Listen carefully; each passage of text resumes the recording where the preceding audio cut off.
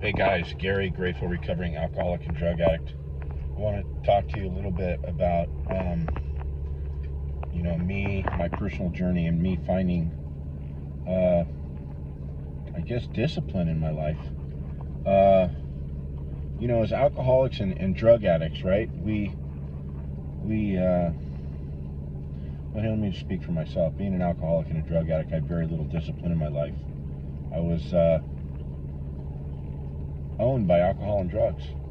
And it chips away at your self-esteem. It chips away at your willpower. It just chips away at you as being a strong person. Putting any kind of drug in your body or alcohol, you're not living to your full potential. So once I removed the drugs and the alcohol, my story, what happened with me was I was like, I'm going to start living now. I'm going to start being the man I want to be again. I was 10 years sober and went off on a relapse on prescription meds, and I was out for 10 years. And out doing drugs and alcohol. I had 1 year of sobriety right in the middle of that 10 years being out there. And eventually ended up getting sober, and I was like, I'm going to make the most of this. I want to start being the man I want to be. And I got back into the gym, and I put down cigarettes, and it was all just, man, I was like on a tear. It was just so easy. I was going to AA meetings and working on my spiritual life. And at 4 months on the day, I got the news that my middle son, Brandon, died from an accidental fentanyl overdose. My oldest son came to the door and told me about 10 o'clock at night. And today's the anniversary, 1 year of that horrific day for me. And in that news completely derailed me from everything. I wouldn't say I lost my mind, but my heart was ripped out of my chest. I was heartbroken. The biggest heartbreak I've ever had in my life. And it's been a journey. So that anniversary today of him at 1 year, he lost his life 1 year ago today, and today I have 16 months of sobriety. The only thing that I could say I did right in that, I kept my sobriety because I immediately picked up smoking, got out of the gym. I tried to go back into the gym like a week after he died, maybe 2 weeks. No, it was about a week after he died. And I was in so much emotional pain. I don't know if this makes sense to you, but when you're in the gym and you're trying to make gains and you're pushing the weight or doing some curls and you're burning the muscle, it was like so painful at like 2 reps, 3 reps. I'd get on the bench press. It was so painful, and I think I was just in so much emotional pain I couldn't take any more pain. I couldn't take the physical pain. So it took quite a long time of spotty gym work, just going in and out.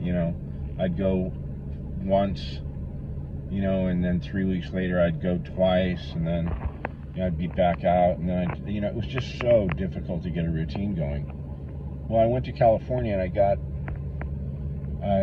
had quit my job. I was working for a complete asshole, and I quit my job and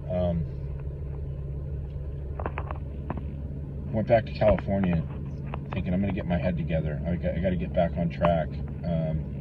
And I went to meetings every day, AA meetings. And I was eating like a fucking animal. I had gained like 20 pounds. And I was smoking like an animal, smoking a pack or 2 a day.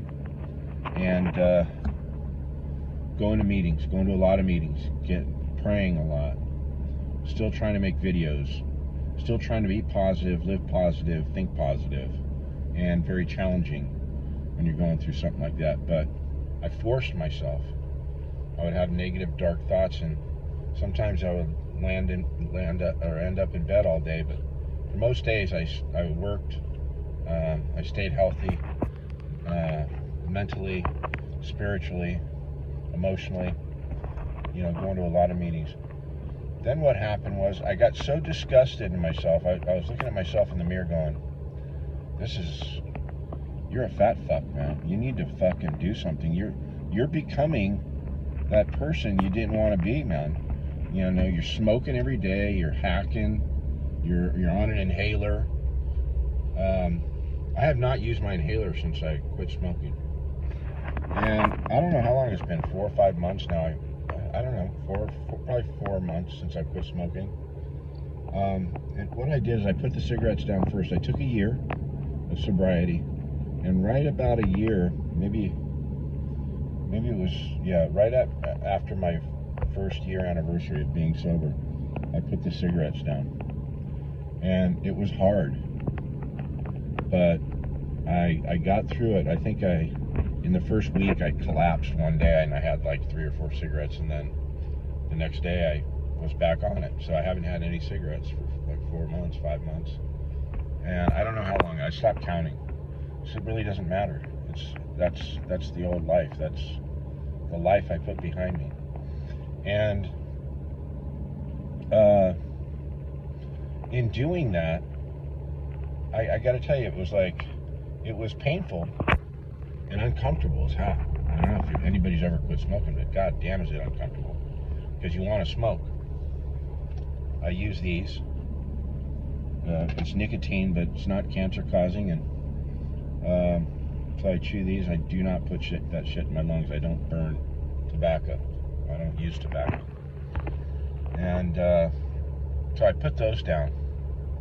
And in doing that, I gathered some strength about me. I was like, man, you got some strength. You could do this. And every day I got a little stronger. And I got to tell you, I took God into every day. God, please help make me strong. Keep me strong through this. If I needed a cigarette, if I was like reaching for my cigarettes in my pocket, I'd pray. I got through it. My relationship with God got stronger, and so did I.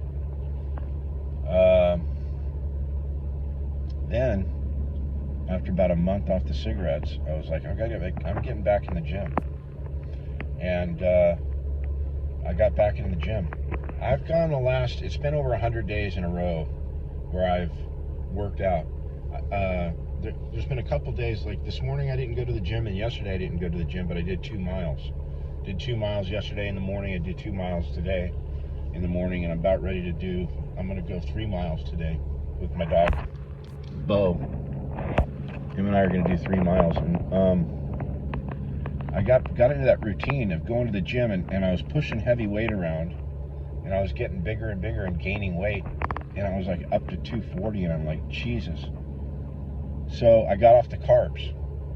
Now, I got off the carbs, I got back into the gym. I pray, God, please help me get to the gym. I get to the gym and I have a good workout every time. I don't want to go to the gym. Ever. Well, sometimes I do. But mostly I don't really want to get up at 4 a.m. and go to the gym. But when I don't, I ask God, and God gets my ass out of bed. And my relationship with God grows, and so does my self-esteem, and so does my character, so does my strength. So I'm developing a strength about me, self-esteem, and I'm developing a relationship with my Creator. So it's an amazing journey. It's an amazing journey of pain and being uncomfortable. But I got to tell you, for as much as I've been uncomfortable, I've been happy. I could say today was a hard day.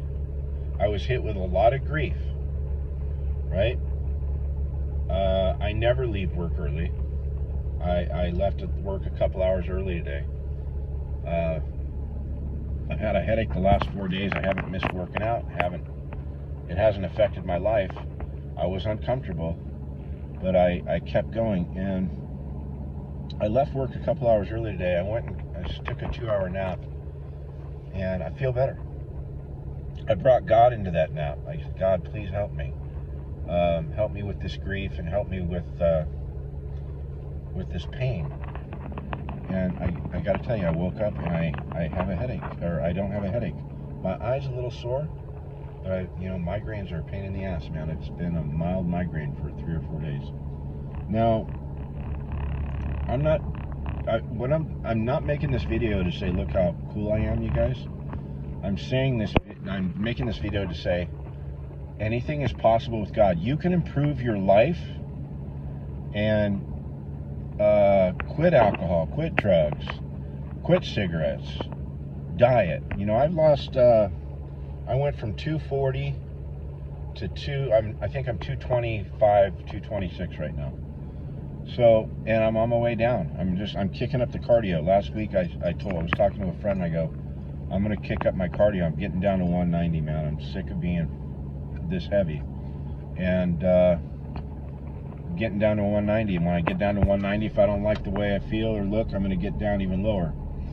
So I'm saying this because I never could do these things. As soon as I brought God into my life, it was like he was saying, when you can conquer these uncomfortable moments of addiction, right? The addiction to alcohol, drugs, food, nicotine, right? I can help you conquer these things. It's going to be uncomfortable, right? You got to nut it up. Don't be a fucking pussy. Nut it up, and it's going to be uncomfortable. And it's been uncomfortable, but it's brought me happiness, right? I'm happy right now. I'm happy with my life, the way it's going. I've never felt so good. And it's funny to say, being in that kind of pain, but it's been a year of bittersweet. Been very difficult, but I've used this negative thing that happened in my life, and this pain and sorrow that I've been in, and I created something good with something bad that's happened. And I've also started a YouTube channel, Sobriety and the 5-Day God Challenge. Go to YouTube, subscribe, hit the thumbs up button on the videos. It helps the channel grow, and it helps send my message out about sobriety, fentanyl awareness. My son died from a fentanyl overdose, and positive things, positive self-correction, mental health, fentanyl awareness, and drug addiction awareness. And I let everybody know, if I could do it, you can do it too. Thanks for watching.